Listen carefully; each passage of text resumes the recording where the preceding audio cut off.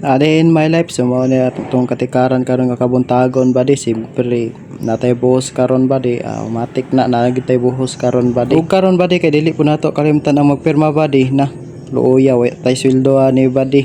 paitay gyud ug karon badi pakita na ako sa inyo ha badi kung unsa ka dako ni among gitrabaho badi ay dako gid kay ni siya badi ug karon mga badi kay samtang ga paabot sa mixer badi amo pud day nang giplastar ang buhosanan da badi aron pag-abot sa mixer badi diretso na ta buhosan na badi dili na ta maproblema ug karon badi kay dili man mawala ni atong ISO da badi kay mao man na ang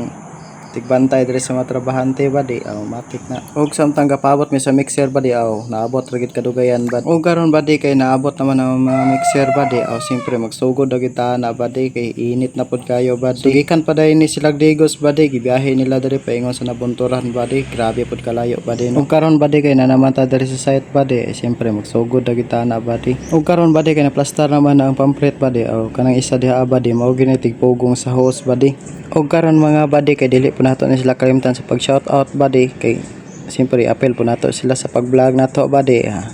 vlog ra gud ta badi bahalag walay viewers badi okay na badi